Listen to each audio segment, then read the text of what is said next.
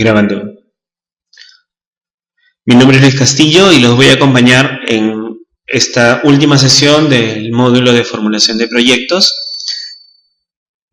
En esta parte del módulo de formulación de proyectos vamos a entrar en la evaluación de los proyectos de inversión pública. Hasta ahora hemos visto cómo identifico el proyecto, cómo formulo las alternativas del proyecto, y ahora necesito saber si esas alternativas formuladas son las adecuadas. Para ello, nosotros vamos a ver el tema de la evaluación social, la sensibilidad, la sostenibilidad, el tema de la selección de alternativas y cómo vamos a estructurarlo. Entonces vamos a entrar al tema de la evaluación social, porque es un tema donde ya nos diferenciamos de la inversión privada.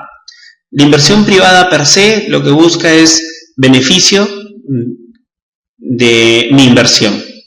La menor tasa interna de retorno y me interesa tener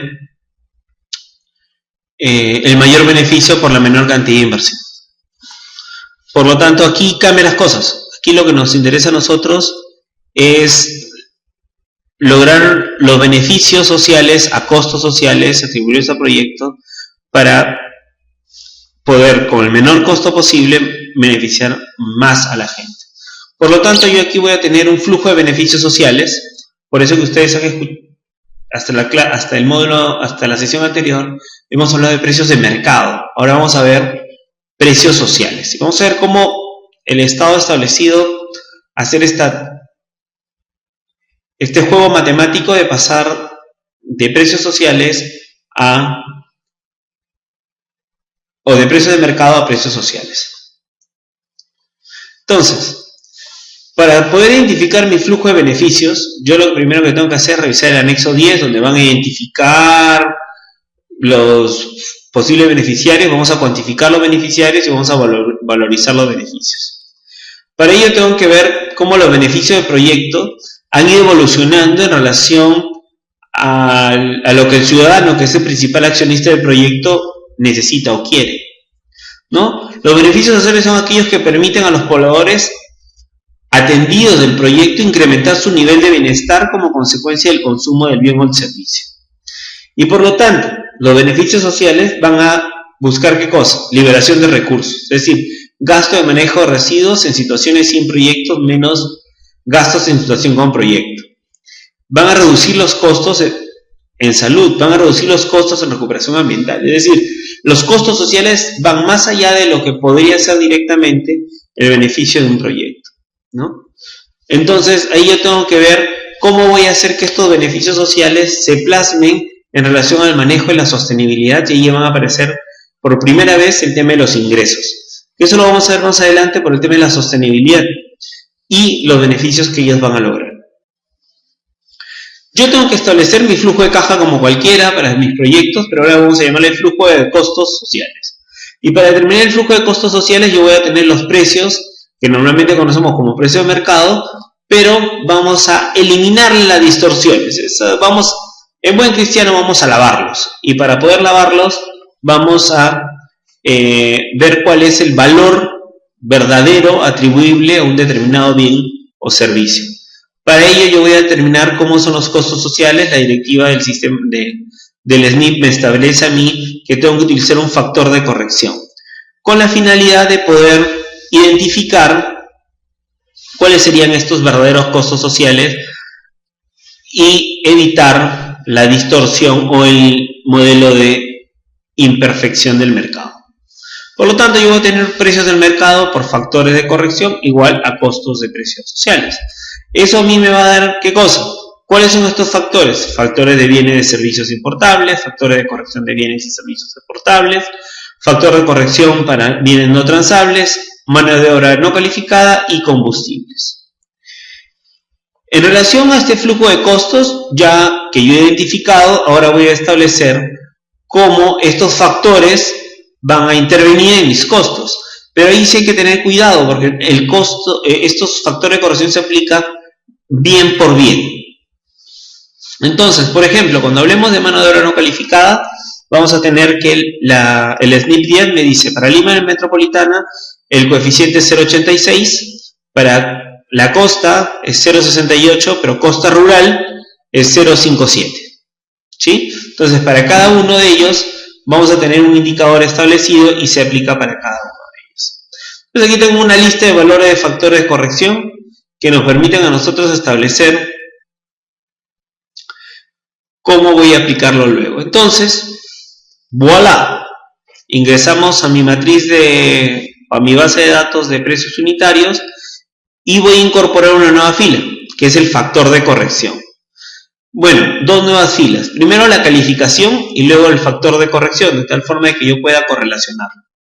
Entonces, por ejemplo, cuando hable de conos de seguridad a precios de mercado, identifico, lo califico, un bien nacional, y mi factor de corrección es 0,84, por lo tanto, mi nuevo precio social sería 869 soles. Lo mismo aplicamos para cada uno de los momentos y al final voy a tener mi nuevo flujo.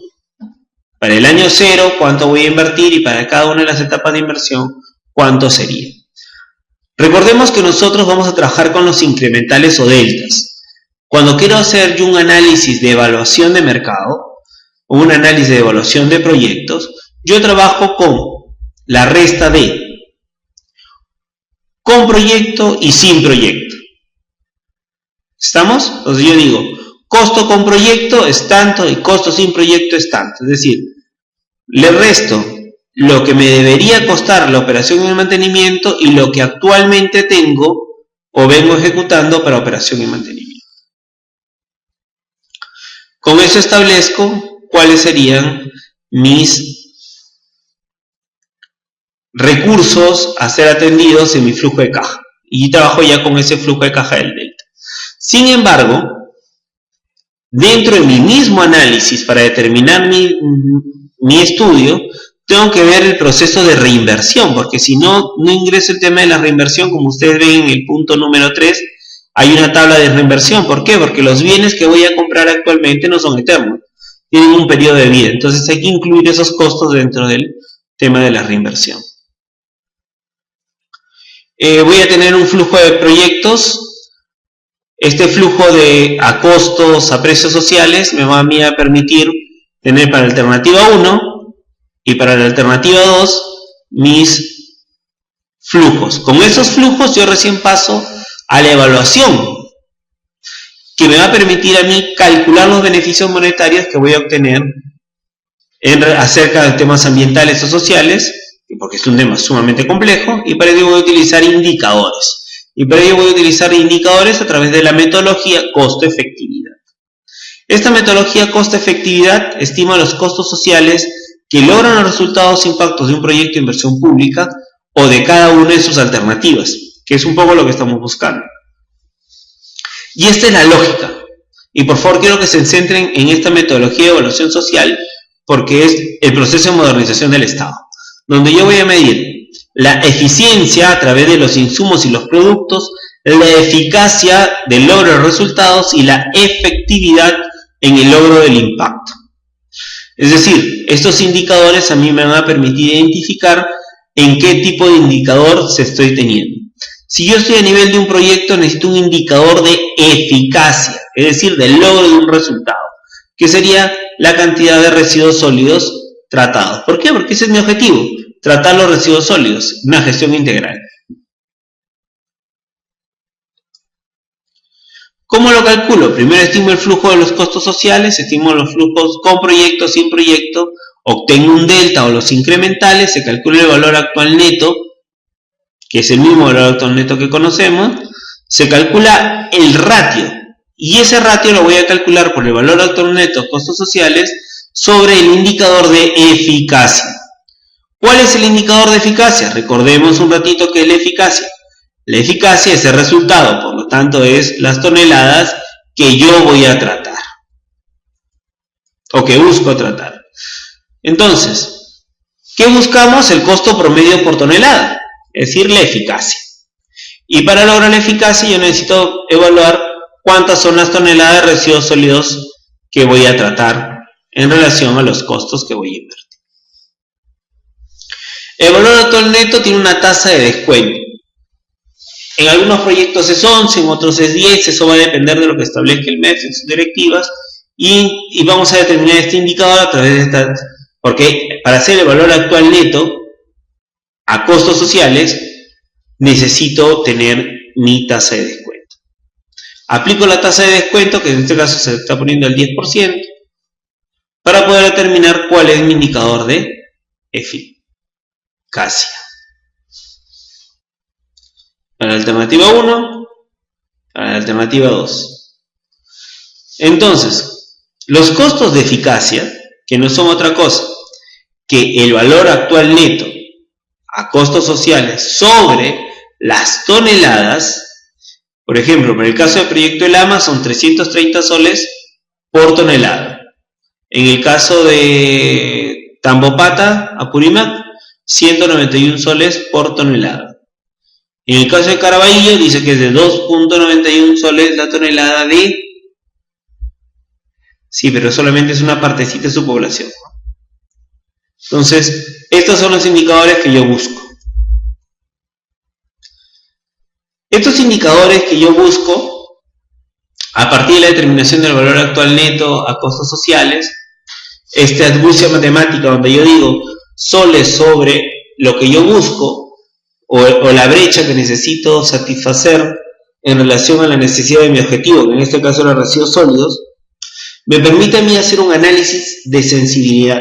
¿Por qué es importante el análisis de sensibilidad? Porque es cómo va fluctuando en el tiempo y cómo podría hacerme a mí variar cuando esté en la fase de ejecución a una alternativa o a la otra.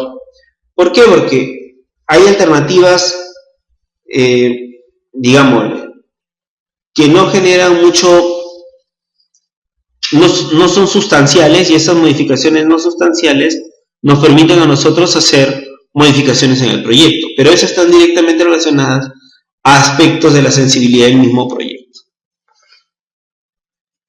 Entonces, algunos pasos para identificar esto.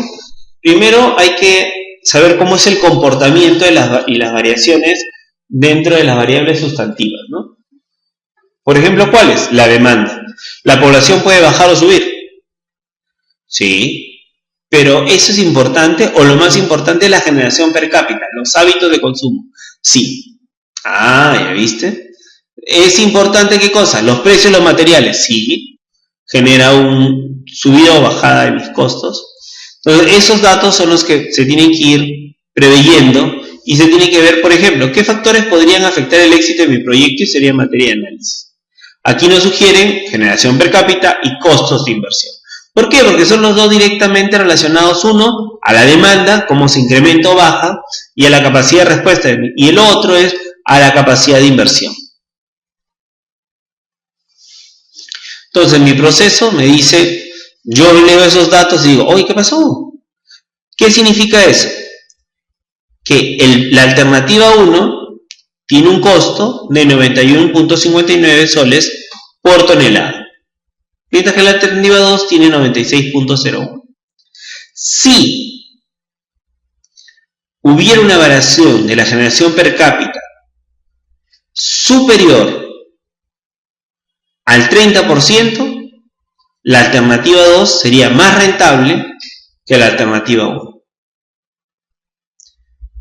En esa lógica, yo podría modificar mi proyecto cuando la generación per cápita cayera hasta menos de 30%. En el tema del costo de inversión, no hay ninguna variación porque si sube para uno, sube para el otro. Están yendo en paralelo. ¿Por qué? Un tema interesante. Nosotros no generamos mano de obra. O sea, si yo tengo más mano de obra o menos mano de obra, eso no influye en el proyecto. Entonces, la capacidad de un proyecto para producir bienes y servicios de manera ininterrumpida a lo largo de la vida útil va a depender del financiamiento, de la capacidad, de los arreglos institucionales, de la participación de los beneficiarios y de la gestión de riesgo de desastre. Sobre eso, nosotros tenemos que ver es financiamiento y se debe identificar si existe una tarifa, algo que a mí me permita recaudar. Si existen sistemas de recaudación, si se fomentan proyectos de alianza público-privados para vender el servicio, y si el financiamiento de costos de operaciones es factible en relación a los ingresos que venimos recaudando. Entonces, ¿cómo voy a poder captar recursos? Uno es a través de los ingresos por pago de recolección, ¿no? Solamente por eso. Pero cuando ya se da con proyectos, yo tengo que ver el tema del pago de arbitrios y el pago de servicios de disposición final, porque yo puedo brindar también ese servicio. Hago mi estimación y considero gradualmente las mejoras de los niveles de cobranza. Poco a poco va a ir mejorando.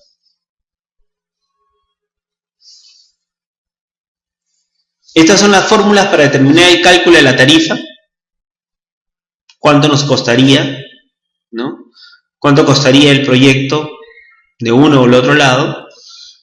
Esto está buscando un poco saber cuál sería el costo real, un costeo más real, y saber cuánto cubre los costos operacionales, y si quiero cubrir todos los costos, incluyo los costos de inversión.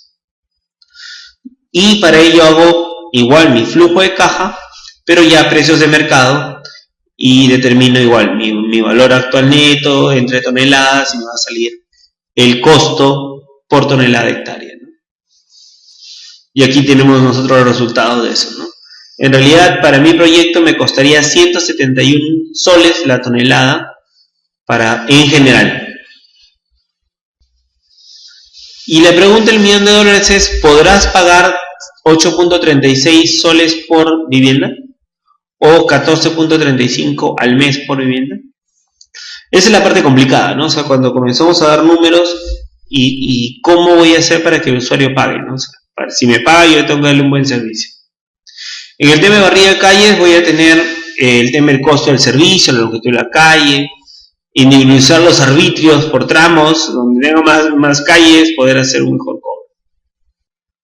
En el tema del transporte igual, reaprovechamiento, disposición final, determino la tarifa al fin, para decir que en promedio, para este ejemplo, sería de 3.56 soles.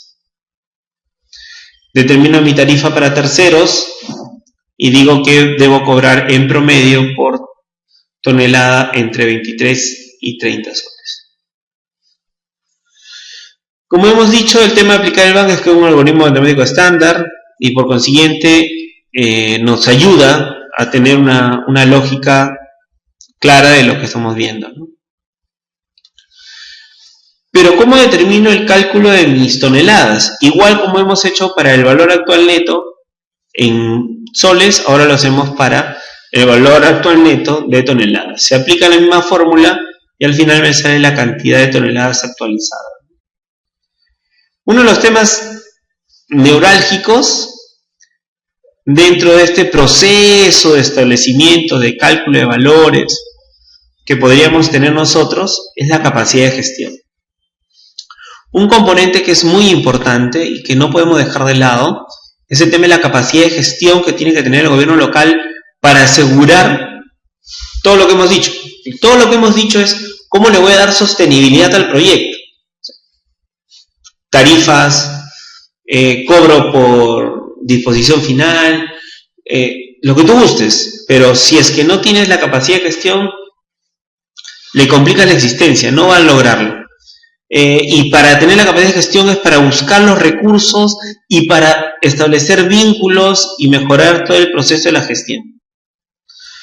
Para ello tengo que establecer medidas necesarias para evitar conflictos potenciales, porque con ellos no me puedo pelear, como digo, ellos son mis aliados. No, hay que ver cuáles son los gobiernos locales involucrados y responsables de la administración de relleno sanitario, porque ahí es donde comienzan los problemas, ¿no? Los distritales dicen, ya, yo quiero, yo lo hago, y terminamos mal porque no lo administran bien, ¿no? Bueno, en el tema de la gestión de desastre hemos visto el proceso de análisis de vulnerabilidad, que es su principal insumo para determinar qué va y qué no va, ¿no? En relación a la gestión de los desastres, se tiene que demostrar que se efectúe análisis de riesgo, como lo hemos visto, y de ser el caso, se han incluido medidas de reducción previas a la evaluación de la rentabilidad social. Para ir cerrando el tema de manejo de flujos y costos e ingresos, yo tengo que evaluar cómo voy a tener la capacidad de respuesta para poder tener los recursos para la operación y el mantenimiento. Y es un poco lo que hace el flujo de costos e ingresos, ¿no? Para ver si al final en realidad tengo recursos para invertir. Y de acuerdo a lo que le presentamos nosotros, decimos que sí. Necesitamos 600.000, tengo 1.000.000. Necesitamos 900.000, tengo 1.800.000. Entonces, mi proyecto sí sería sostenible bajo las hipótesis antes mencionadas, de que voy a cobrar la tarifa, de que voy a cobrar por la venta de reciclados y porque voy a, adicionalmente a estos dos aspectos, voy a dar el servicio de relleno sanitario. O sea, si se cumplen todas esas condiciones, yo no tendría ningún problema en que el proyecto vaya. Por lo tanto, debe considerarse y analizarse en todo perfil el flujo de ingresos y egresos de la alternativa seleccionada. Y se debe demostrar que el proyecto de inversión pública será sostenible. Ya que ahorita acaban de hablar de alternativa seleccionada, cuando nosotros hacemos la evaluación, hay un pequeño mal perverso. En la evaluación tú determinas que, primero, el costo menor por tonelada es el que gana. Es decir, la alternativa, en este caso 1, ganó porque era la de menos costo, la de 91 soles por tonelada. La de mayor costo era la de 96 soles por tonelada, que era la manual. Se aplicó el análisis de sensibilidad y se quedó que la única forma de que gane la número 2 o de que se aplique la número 2 es que la generación per cápita supere el 50%. Entonces, bajo esa lógica, ahora tenemos que ver el tema.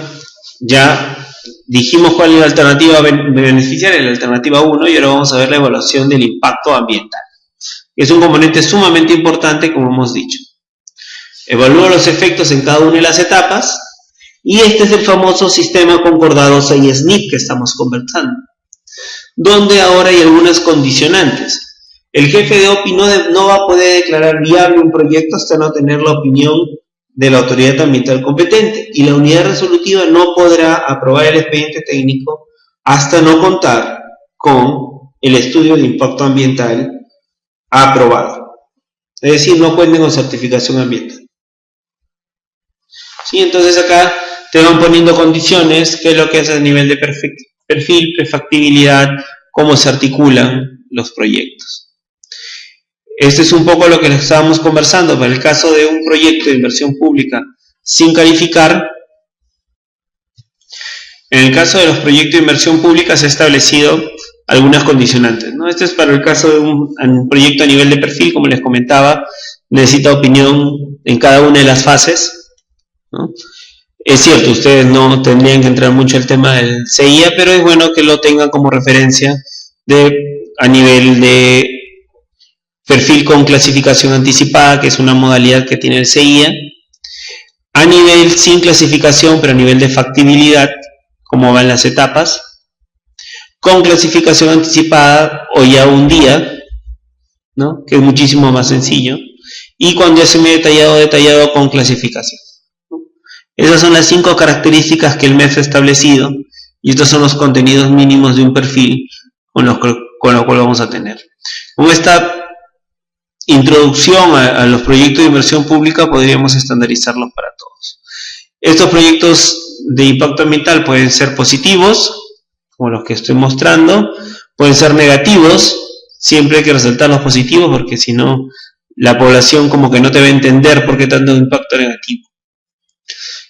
En el sistema concordado hoy en día tiene la posibilidad de que tú ya sepas más o menos por dónde va porque ya hay formatería para cada uno de los componentes ambientales, ¿no? Recursos humanos, protección de áreas naturales protegidas, diversidad biológica, patrimonio arqueológico. Estos van de 0 a 1 de cada uno y podrían llegar hasta medio, alto, bajo, que sería un día, un semidetallado o un detallado, ¿no? de acuerdo a lo que ellos clasifiquen. Y este es un ejemplo de cómo se van articulando por actividades y por áreas, ¿no? La selección de la mejor alternativa, como hemos dicho, es parte de la evaluación social, el mejor ratio costo-eficiencia, el mejor análisis de sensibilidad, el mejor análisis de sostenibilidad. Y sobre ella yo apruebo, en este caso la ganadora fue la alternativa 1. El plan de implementación no es otra cosa que establecer cronogramas y actividades y definir responsables. Un poco lo que habíamos estado conversando también al principio, en formulación. Y esa es la parte más importante, ¿no? La organización y gestión, porque puedo tener un buen proyecto, pero esto es una pieza clave, ¿no? Tanto en la etapa de inversión, cómo van a participar la unidad ejecutora, en la fase de post-inversión, o operación y mantenimiento, donde van a estar las entidades responsables y cómo van a intervenir los terceros. Y este es el resumen de todo. Todos nos basamos en el marco lógico. Y el marco lógico es una súper herramienta. Ustedes cuando quieran revisar un proyecto, vayan al marco lógico. El marco lógico va a tener el resumen de todo, ¿no? Es una herramienta que te permite la concepción, diseño, ejecución y seguimiento, desempeño y evaluación de cualquier proyecto, ¿no? Y aquí yo lo que voy a hacer es mi matriz de árbol lógico, de matriz lógica, lo que hace es tomar la información y decir, en la columna fin, propósito y componentes, que es mi columna de la izquierda. Y voy a tener fin, propósito, componentes y actividades, que son las respuestas a los medios fundamentales, que son las actividades. Y arriba tendría objetivo, indicadores, medio de verificación y supuestos.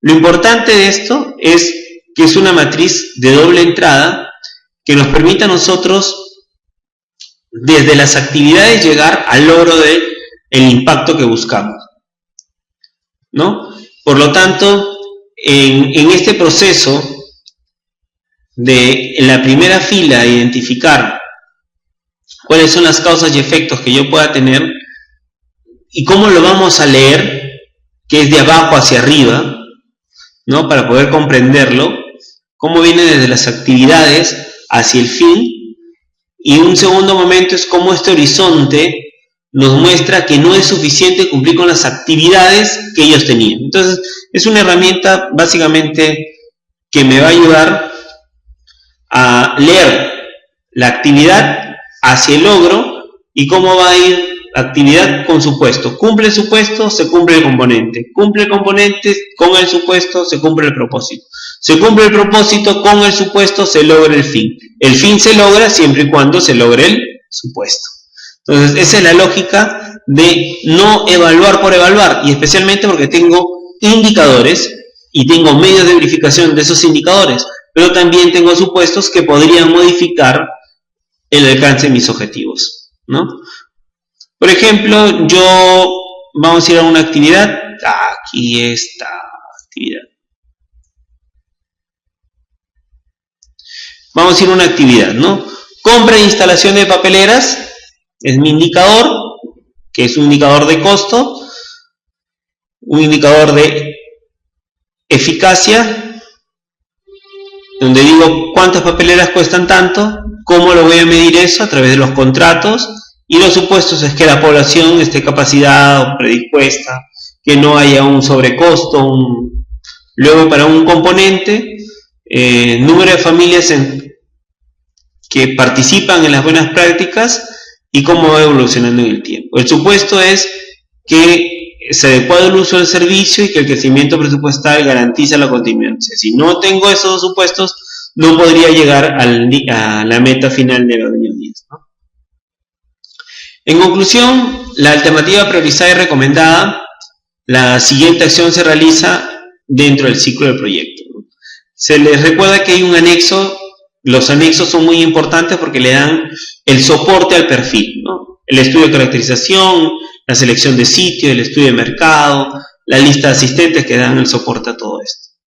Hay que considerar que existe una guía de gestión de residuos sólidos, hay que revisarla, hay que chequearla, es una muy buena herramienta evolucionada, estamos en la segunda versión, que nos va a ayudar mucho para poder comprender cómo los proyectos de inversión son la solución de una población específicamente identificada que tiene una sola alternativa, es específica, general, que nos ha permitido, a través de los costos a precios de mercado, identificar la cantidad de inversión.